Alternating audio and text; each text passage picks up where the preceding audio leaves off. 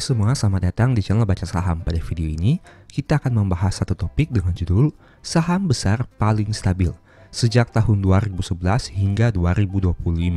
Tapi seperti biasa, semua pembahasan ini bukan rekomendasi dan hanya informasi. Ingat, kerugian kamu tanggung sendiri ya. Nah, kenapa saya mengatakan ini merupakan salah satu saham besar yang paling stabil?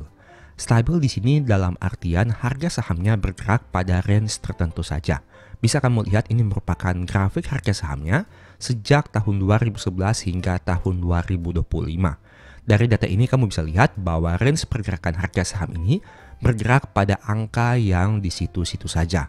Memang pernah berada pada angka terendah sekitar 4.150 dan harga tertinggi 9.200. Tapi jika kamu lihat dari grafik ini, harga sahamnya setiap tahun bergerak pada angka yang tidak terlalu fluktuatif. Artinya, range harganya tidak terlalu berbeda jauh dari tahun ke tahun.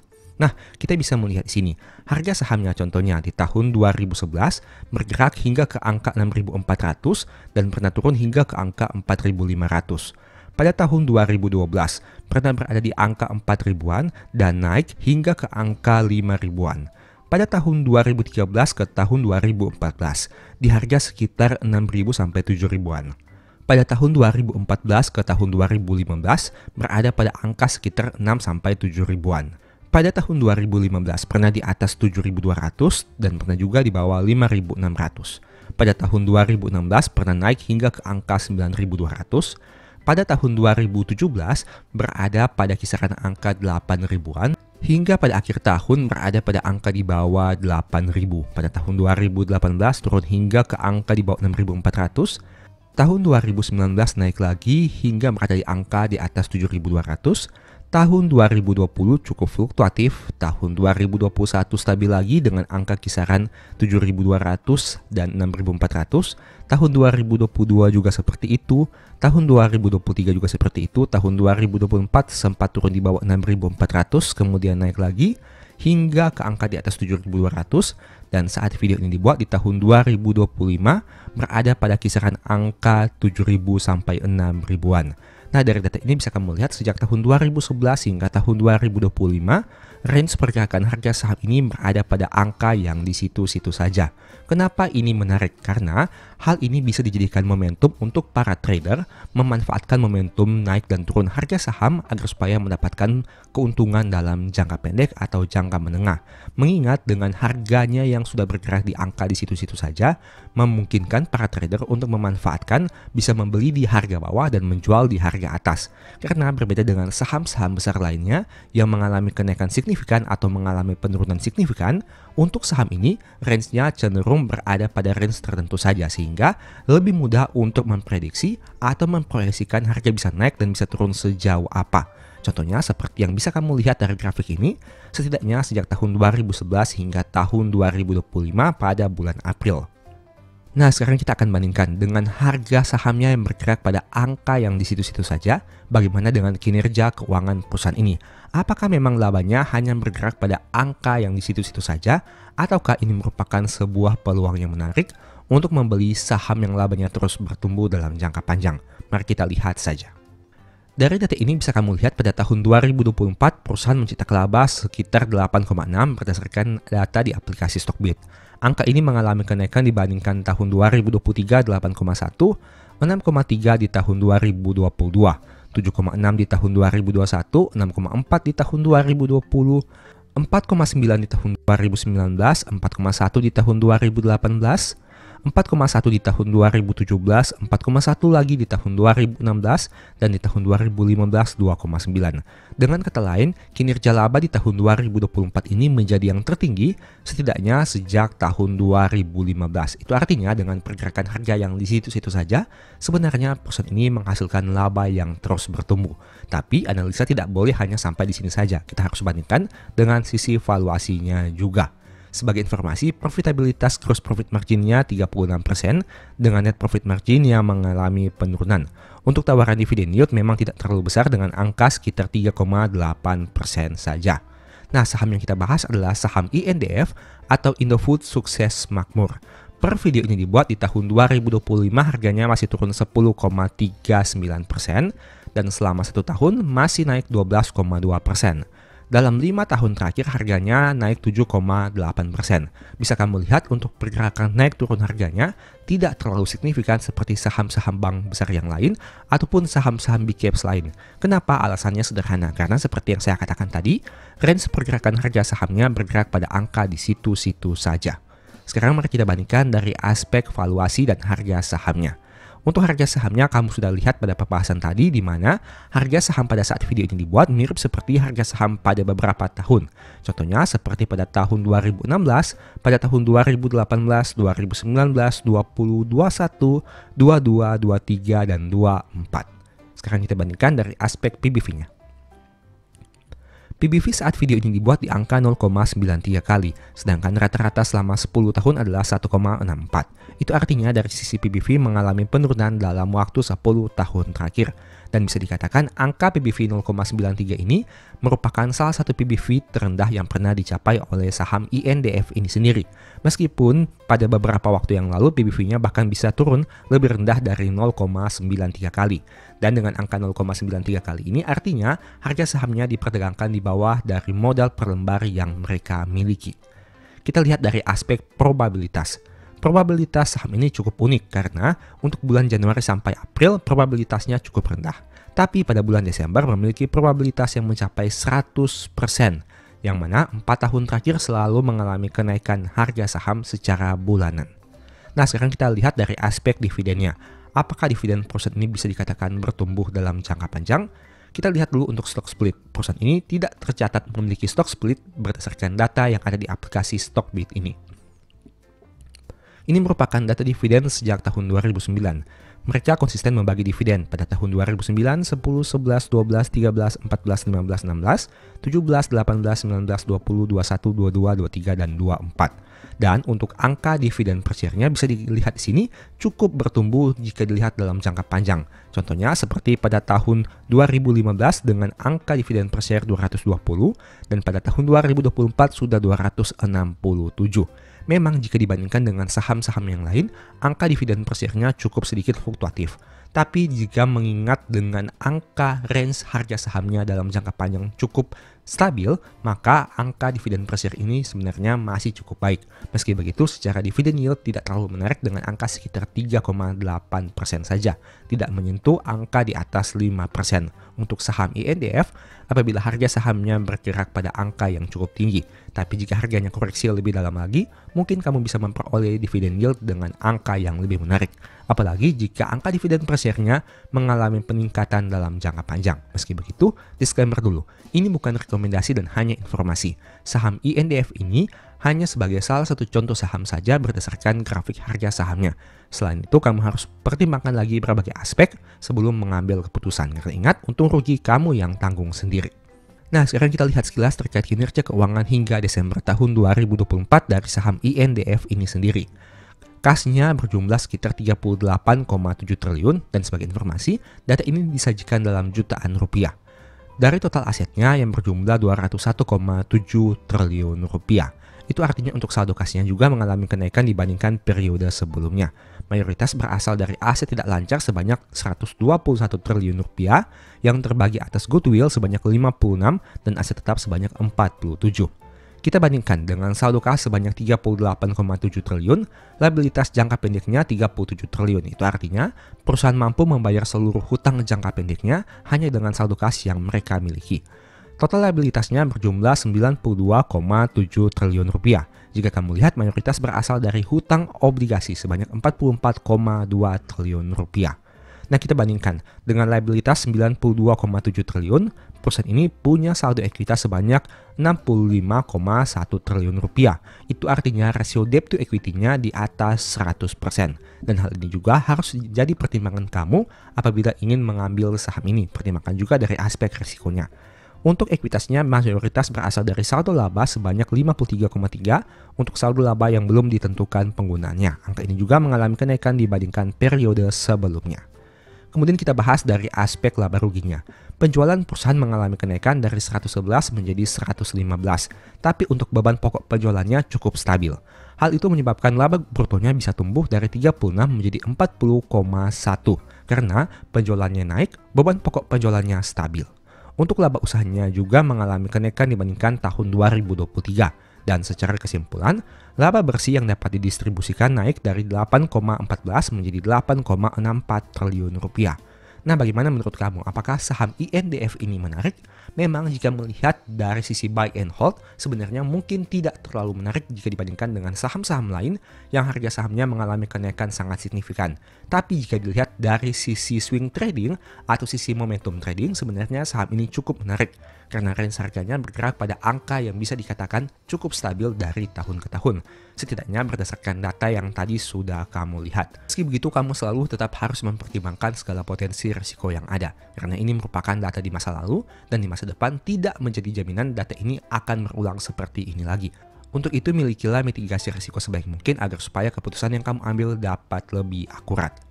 Semoga video ini bermanfaat ya, dan sebagai informasi sebelumnya saya juga sudah sempat buat satu video yang mungkin bisa berguna bagi kamu. Tonton hingga selesai agar memperoleh pemahaman yang utuh. Nah, pada video kali ini saya mau bahas beberapa komentar dari subscriber channel Baca Saham. Untuk itu, silahkan tonton video ini hingga selesai agar memperoleh pemahaman yang utuh. Komentar pertama, biarin turun, nanti juga naik lagi. Yang penting sudah terima dividen buat nambah lot BBRI, BNI, dan BMRI. Gitu aja repot. Nah, tanggapan saya seperti ini. Tergantung fokusnya di mana. Jika kamu fokus kepada capital gain, saat harga turun mungkin kamu akan pusing. Tapi, jika kamu fokus untuk mengumpulkan lembar saham, saat harga turun kamu malah akan senang. Dengan catatan, hal ini hanya berlaku jika sahamnya bagus. Untuk itu penting bagi kamu untuk menganalisa saham yang ingin dilakukan pembelian sebelum melakukan pembelian agar supaya jangan ada penyesalan di kemudian hari. Apabila saham bagus harganya turun, itu bisa menjadi suatu kesempatan. Tapi bagi kamu yang memang mengincar capital gain dari awal, mungkin penurunan harga saham bisa membuat kamu pusing. Jadi tergantung kamu fokusnya di orientasi yang mana. Komentar berikutnya. Saya invest BMRI dari tahun 2024 harga 6.200 sampai sekarang masih nyangkut. Sama Bang BMRI, saya masih nyangkut lagi. Tapi karena ikut kontennya abang ini, gue berhasil beli di momen yang tepat. Nah, sebenarnya untuk saham BMRI, saya sebelumnya sudah sempat buat satu video yang membahas terkait dividennya. Saya mengambil data untuk dividen payment year tahun 2015 hingga tahun 2025. Tampilan sekilasnya bisa kamu lihat di sini, di mana BMRI pernah melakukan stock split 2 kali, yaitu 1:2 di tahun 2017 dan 1:2 di tahun 2023. Sehingga angka dividen per share-nya harus disesuaikan dengan stock split yang pernah mereka lakukan. Jadi agar perhitungan lebih realistis, bisa kamu lihat untuk data dividen per share yang telah disesuaikan dengan stock split. Dan ini merupakan growth dividennya dari tahun ke tahun. Bisa kamu lihat, saham BMRI ini dividen per share-nya pernah naik hingga 104% di tahun 2017 dibandingkan tahun 2016, tapi pernah turun juga 38% di tahun 2021 jika dibandingkan dengan tahun 2020. Dan sebagai informasi, mohon cek lagi datanya karena bisa saja ada salah input atau salah hitung. Nah, total dividen BMRI dari tahun 2015 hingga tahun 2025 sekitar 2024. Dan apabila diasumsikan kita membelinya di harga sekitar Rp6.000, artinya kita balik modal 33,7% dari simulasi ini dalam beberapa tahun, yaitu tahun 2015 hingga tahun 2025. Mungkin sekitar 10 tahunan. Itu artinya apabila mengacu pada data di tahun 2025 dengan harga beli 6.200, bisa kamu lakukan simulasi seperti ini untuk memperkirakan apabila nantinya ternyata harganya amit-amit tidak naik, bagaimana potensi balik modal dari dividennya. Mengingat BMRI ini merupakan salah satu saham yang menarik dari aspek dividen per share-nya. Kamu bisa lihat sini, angka dividen per share-nya mengalami kenaikan yang cukup signifikan di tahun 2025 dibandingkan tahun 2024. Karena angka payout ratio-nya mengalami peningkatan dibandingkan periode sebelumnya. Dan ini juga merupakan simulasi yang bisa kamu lihat jika kamu memiliki 100.000 lembar saham. Berapa banyak dividen yang diterima setiap tahun dan berapa banyak balik modal dari modal awal yang sudah kamu lakukan pembelian. Komentar berikutnya, lebih untung mana? Beli diamin aja cari dividen atau setiap naik 3% jual aja jadi trader? Nah, saya mau komentar seperti ini. Trader bisa dapat capital gain, tapi bisa juga dapat capital loss. Bagi kamu yang invest dividen, bisa dapat dividen lebih besar, bisa dapat dividen lebih kecil, bisa absen dapat dividen. Artinya baik itu trader maupun kita mencari dividen semuanya memiliki potensi plus dan minusnya. Trader bisa untung, bisa rugi. Dividen bisa dapat dividen besar, bisa dapat dividen kecil, bisa juga tidak dapat dividen. Jadi lebih untung yang mana tergantung dari kenyamanan kamu. Apakah kamu lebih tertarik mencari capital gain ataukah kamu lebih tertarik mencari dividen? Semuanya tergantung kepada kenyamanan kamu masing-masing. Komentar berikutnya, ada yang mau bantu jawab nggak? Kalau kita udah hold suatu saham meskipun udah musim dividen, misal udah tanggal cum date tapi kita nggak beli lagi, apakah tetap terhitung sebagai penerima juga?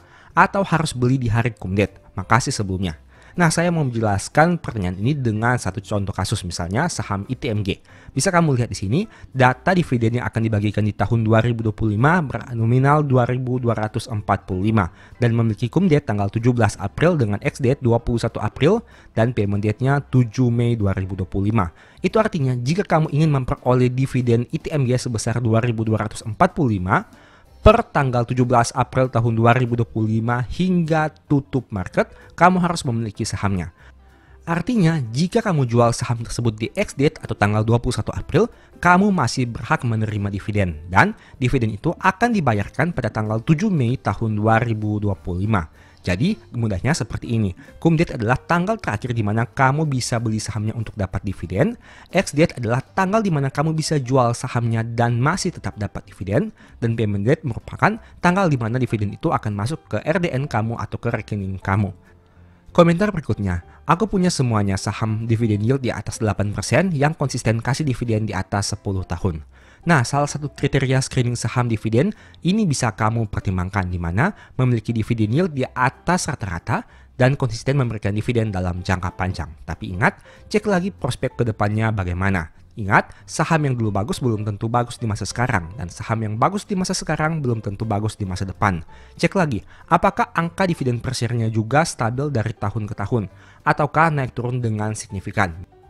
Misal, pada tahun 2020, dividen per share-nya di angka Rp100. Pada tahun 2023, dividen per share-nya naik menjadi Rp200 karena labanya naik.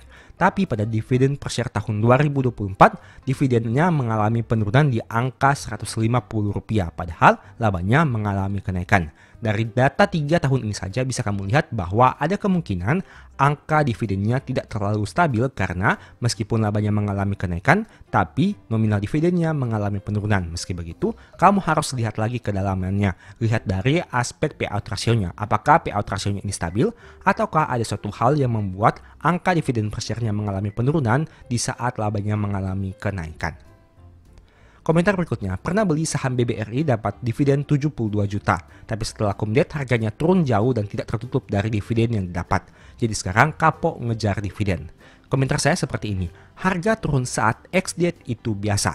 Seperti sebelumnya saya sudah sempat buat video terkait ex-date harga saham BRI dan Mandiri, silahkan kamu lihat pada video tersebut. Ada juga contoh dari ex-date harga saham NISP. Nah, bisa kamu lihat untuk saham-saham yang membagikan dividen dengan angka yang menarik, biasanya saat ex-date itu harga sahamnya akan turun sejumlah dari dividen yang mereka bagikan.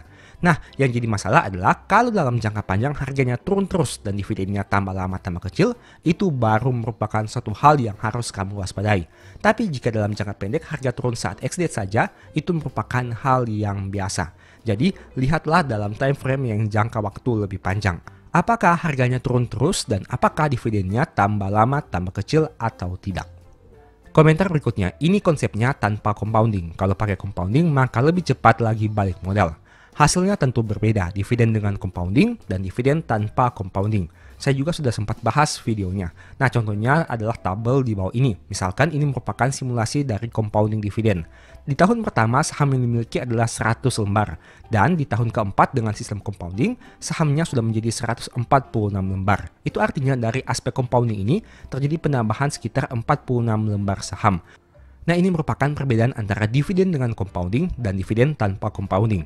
Jika dividen tanpa compounding, maka di tahun keempat, kamu hanya tetap akan memiliki 100 lembar saham dan artinya hanya akan menerima dividen Rp100.000. Tapi dengan sistem compounding ini, maka di tahun keempat, dengan angka lembar saham yang dimiliki sebanyak 133, maka total dividennya bukan lagi 100.000, melainkan 133.000. Dan nominal dividen ini kita compounding lagi atau kita reinvestasikan sehingga total sahamnya menjadi 146 lembar saham. Komentar berikutnya, masih konsisten beli rutin Adaro 2 juta per bulan, minus 20%. Ingat, Adaro ada perubahan lini bisnis. Jadi pastikan kalau mau beli rutin Adaro, pastikan kamu pertimbangkan lagi prospek kedepannya seperti apa. Memang jika melihat data labanya di tahun 2024, angka labanya masih cukup besar dengan nominal 22,2 triliun. Tapi ingat, pada tahun 2024 ini belum terjadi perubahan lini bisnis, yang artinya untuk fullnya kita harus melihat di tahun 2025. Apakah ADRO masih mampu mencetak laba sebesar ini ataukah labanya mengalami penurunan yang drastis? Karena ingat, apabila kamu melakukan beli rutin Adaro dalam jangka panjang, maka itu artinya kamu percaya dengan saham ini. Dan pastikan saham yang kamu beli ini memang saham yang masih layak untuk di hold dalam jangka panjang. Adaro memang di masa lalu sering saya bahas karena sangat menarik, tapi untuk masa depan kita harus lihat dulu dari perubahan lini bisnisnya ini. Apakah masih prospek atau ada perubahan signifikan dari sisi fundamentalnya. Komentar berikutnya, sudah nabung 1 juta per bulan di saham BRI dan Telkom. Sudah jalan 10 bulan, portofolio saham sekarang tinggal 6 jutaan. Nah, jika kita hitung 1 juta per bulan berarti jika dikalikan 10 bulan, nominal dana yang dikeluarkan adalah 10 juta rupiah. Dan dana sekarang tinggal 6 juta rupiah. Artinya rugi sekitar 4 juta atau 40% dari dana awal. Nah, dengan data ini, kamu bisa cek lagi tujuannya. Apakah kamu bertujuan dalam jangka panjang atau jangka pendek?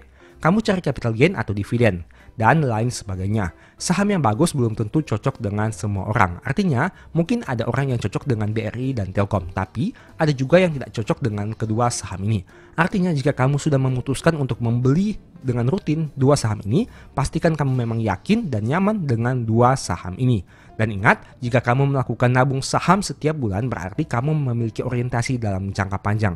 Jadi untuk jangka pendek sebaiknya jangan terlalu pusing dengan pergerakan naik turun harga saham. Tapi lihatlah prospek kedepannya seperti apa. Apakah masih menjanjikan atau tidak? Bagaimana potensi dividennya di kemudian hari? Itulah merupakan beberapa aspek yang sebaiknya kamu pertimbangkan dibandingkan hanya melihat portofolio yang naik turun dalam jangka pendek. Komentar berikutnya, BJTM dana pensiunku, target 2.300.000 lembar. Nah, BJTM memang merupakan salah satu saham bank yang membagikan dividen dengan yield yang tinggi. Tapi ada suatu fakta yang perlu kamu lihat di sini. Dari data ini kamu bisa lihat bahwa sejak tahun 2023, angka laba yang mereka capai mengalami penurunan jika dibandingkan dengan tahun 2022. Di tahun 2022 labanya 1,54, turun jadi 1,47 dan turun lagi menjadi 1,28 triliun di tahun 2024. Setidaknya ini berdasarkan data yang ada di aplikasi Stockbit. Tapi untuk validasi kebenarannya, silahkan cek lagi di laporan keuangannya. Itu artinya laba BJTM mengalami penurunan dalam beberapa tahun terakhir ini. Dan hal itu juga kamu harus pertimbangkan jika kamu berniat untuk mengumpulkan saham BJTM untuk dana pensiunnya. Karena ingat, BJTM merupakan bank daerah yang tentunya powernya belum sebesar big banks katakanlah seperti BRI, Mandiri, BCA maupun BNI. Jadi potensi risiko itu juga harus kamu pertimbangkan. Komentar berikutnya, turun berapapun tetap hold karena tergantung sistem kita sendiri. Maka buka banyak aplikasi untuk supaya keuangan kita terbagi. Sehingga bila terjun bebas, hanya satu aplikasi yang berdampak, yang lainnya tidak. Sehingga average down terus karena saham itu pada saat turun tajam pastilah akan naik lagi. Baru turun lagi, jadi waktu itu kesempatan kita mengurangi kerugian. Nah, sebenarnya saham ini sangat berkaitan dengan psikologi. Karena kita saat melihat harga saham mengalami penurunan, biasanya kita akan takut atau kita akan pusing. Dan saat saham mengalami kenaikan harga, biasanya kita akan serakah dan kita akan menyesal kenapa tidak membeli lebih banyak di harga yang bawah. Itu merupakan suatu psikologi yang sering sekali terjadi. Jika saya bertanya kepada kamu, apakah kamu berpikir kenapa kalau rugi warnanya warna merah? Dan kenapa kalau profit warnanya jadi hijau atau biru? Sebenarnya itu berkaitan dengan psikologi juga. Silahkan kamu googling untuk melihat hubungan antara warna dan psikologi. Yang jelas yang mau saya katakan kepada kamu adalah semakin lama kita melihat harga saham yang bergerak naik turun dalam jangka waktu yang pendek, maka biasanya psikologi kita akan terganggu. Untuk itu, jika kamu memang sudah yakin dengan sahamnya dan tidak ada tujuan untuk melakukan transaksi baik itu beli atau jual, sebaiknya jangan terlalu sering melihat aplikasi online trading dan naik turun harga saham dalam jangka pendek. Karena biasanya hal itu akan mengganggu psikologi kita sehingga keputusan yang diambil biasanya jadi melenceng. Nah, sebagai informasi, apabila kamu ingin mempelajari beberapa topik dengan lebih detail, mungkin ebook baca saham ini bisa membantu. Entah itu psikologi saham, stock for living, analisa fundamental dan money management, metode nabung saham, dan analisa laporan keuangan. Silakan kamu lihat untuk detail dari setiap ebook berdasarkan tampilan yang ada ini. Dan jika tertarik melakukan pembelian, silakan chat saja pada nomor WA yang tercantum ini. Nah, ini merupakan beberapa komentar yang ada di channel Baca Saham. Dan jika kamu memiliki beberapa pertanyaan, silahkan tulis saja di kolom komentar. Siapa tahu pada pembahasan berikutnya, saya akan membahas pertanyaan tersebut. Demikianlah pembahasan singkat pada video ini. Selalu ingat bahwa semua saham yang disebutkan bukan rekomendasi dan hanya bersifat edukasi serta informasi. Mohon juga agar dapat mengecek kembali data yang ditampilkan, karena bisa saja terjadi kesalahan pengetikan atau pengambilan data. Di video berikutnya ingin dibahas materi apa lagi? Tulis di kolom komentar ya.